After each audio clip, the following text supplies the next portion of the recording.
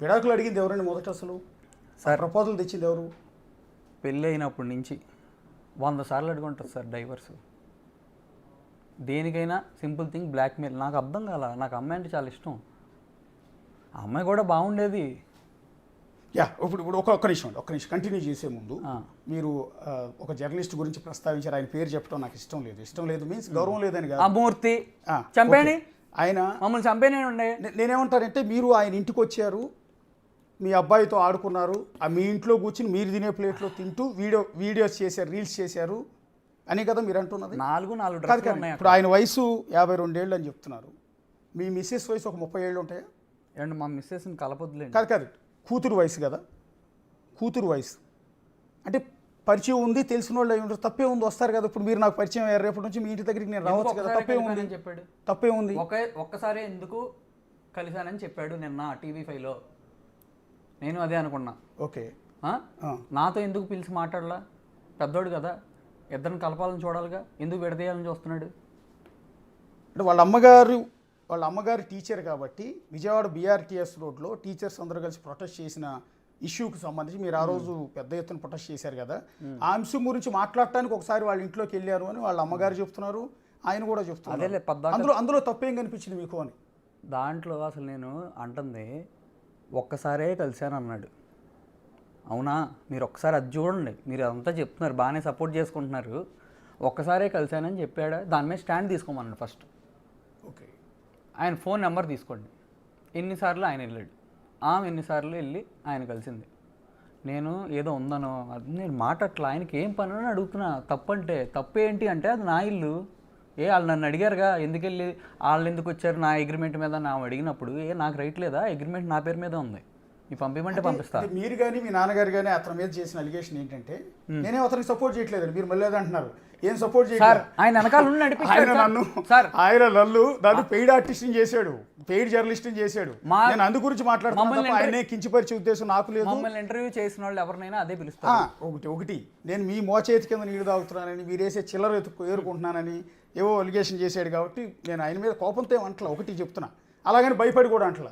నేను ఎవరికి భయపడినాను గుర్తుపెట్టుకోండి. నాకెవడో పెద్ద ఉండడు, నాకెవడో చిన్న ఉండడు. ఎవరిని డోంట్ కేర్. నేను ఉద్యోగం చేస్తున్నా, నా కంపెనీ యజమాని చేస్తుంది. నేను ఎవరికైనా సమాధానం చెప్పుకోవాల్సి వస్తే నా చైర్మన్ విజయరెడ్డి, వెన్నం విజయరెడ్డి, ఆయనకి సమాధానం చెప్పుకుంటా. ఆయన ముందు చేతులు కట్టుకుని ఉంచుంటా.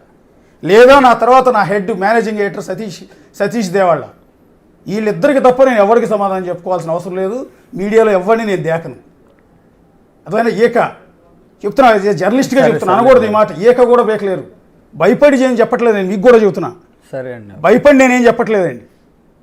బట్ యాజ్ ఎ ప్రొఫెషనల్ జర్నలిస్ట్గా నేను అంటున్నాను, నాకంటే ఎవడో తోపు లేడు, నాకెవడో తోపు లేడు. నేను పని చేసుకుంటున్నా, జీతం తీసుకుంటా, ఉద్యోగిని జీతం. After all employee. నేను ఇక్కడ జర్నలిస్ట్ని, కష్టపడ్డా, PPG చేసిన జర్నలిస్ట్ని నేను. ఏమన్నా సిన్సియర్గా ఉంటే సంతోషం. కానీ ఈనాడు స్కూల్ ఆఫ్ జర్నలిజం టాపర్ని 2006, 2010 తెలుగు యూనివర్సిటీ MCJ టాపర్ని,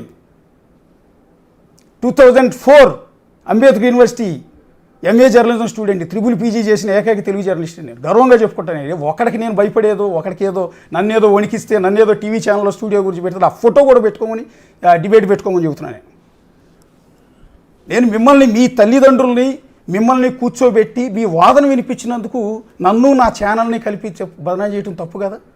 మీ వాయిస్ వినిపించొద్దా? ఆయన అడగలేదు కాదండి. ఒక బాధితురాలి వాయిస్ వినిపించాం కదా, ముందు రోజు బాధితురాలి వాయిస్ వినిపించాం. బాధితురాలి వాయిస్ వినిపించి మిమ్మల్ని సొసైటీ ముందు ఒక విలన్ కింద చిత్రీకరించాను. నేను కూడా చేశా ఆ తప్పు. మరుసటి రోజు మీరు ఈ వాదన వినిపించుకోవడానికి వచ్చినప్పుడు మీ వాదన నేను వినిపించొద్దా? అది జర్నలిస్ట్ వాల్యూస్ కాదా? ఎంతసేపు ఒకళ్ళని, మీ భార్యను మాత్రమే కూర్చోబెట్టి డిబేట్ చేయమంటాం అనేది ఎంతవరకు కరెక్టు? నాకు ఇది అర్థం కావట్లా. 40 రోజుల నుంచి ఒక 100 ఇంటర్వ్యూలు ఇచ్చి ఆవిడ మాట్లాడితే 41వ రోజు 101వ ఇంటర్వ్యూ మీది తీసుకుని చేస్తే తప్ప? సొసైటీ ముందు మీరు ఒక విలన్ అయిపోయారు కదా, మీ సినిమా కెరీర్ నాశనం అయింది కదా ఈరోజు. సరే, దట్స్ ఇట్. మనం ఆయన ఉద్దేశించో పర్సనల్గానో వెళ్ళాల్సిన అవసరం నాకు లేదు. నాకేం ఆయనతో వైరము లేదు, ప్రేమ లేదు. ఒకటి మీరు చెప్పాలనుకోని చెప్పండి. ఒకటి నేనేమంటానంటే, మీ భార్య వెనకుండి మొత్తం ఆయనే నడిపిస్తున్నాడని మీరు ఒక అలిగేషన్ చేస్తున్నారు. ఎలిగేషన్ కాదు, అది నిజం. ఎందుకు? ఆయనకేం ఇంట్రెస్ట్ ఉంటుంది? ఆయన తరపునే మాట్లాడుతున్నానండి. ఆయనకేం ఇంట్రెస్ట్ ఉంటుంది? ఆయన అడగండి. అది ఆయన అడగండి. మూర్తి, నేను చెప్తున్నా, కోర్టులో నేను డైవర్స్ ఫైల్ చేశా, కోర్టులో మేము చూసుకుంటాం, దయచేసి వాళ్ళని రెచ్చగొట్టబాక, మమ్మల్ని రోడ్డు మీద పెట్టబాక.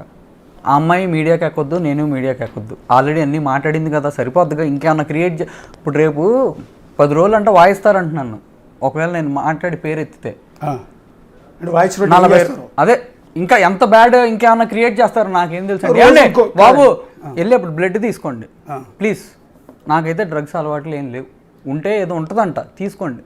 నా సిస్టర్కి కూడా లేవు, నా సిస్టర్ని కూడా అన్నారు. దారుణం. మరి ఆయన మరి లేడీస్ అది ఇది అంటున్నాడు కదా, మరి మా సిస్టర్న మరి ఆయన అంటే ఏం చేస్తున్నాడు సినిమా, నాది కూడా తీసుకోండి. అండ్ గౌతమికి నాకు గొడవైంది, ఆ లైవ్ వల్ల గొడవైంది, నేను అప్పటి నుంచి డిటాచ్ అయ్యాను. ఆ అమ్మాయి నీ ప్రైవసీ నీది, నా ప్రైవసీ నాదని కూడా మాట్లాడింది. సెకండ్ నెంబర్ చెప్పు అంటే, మొగుడికి సెకండ్ నెంబర్ తెలీదు. అమ్మాయి బర్త్డే పార్టీ చేస్తే నైట్ వేరే వాడి కారులో ఎక్కి మళ్ళీ ఇంటికే వచ్చింది. సడన్గా నైట్లో వెళ్ళిపోద్ది. ఇవన్నీ తట్టుకొని నేను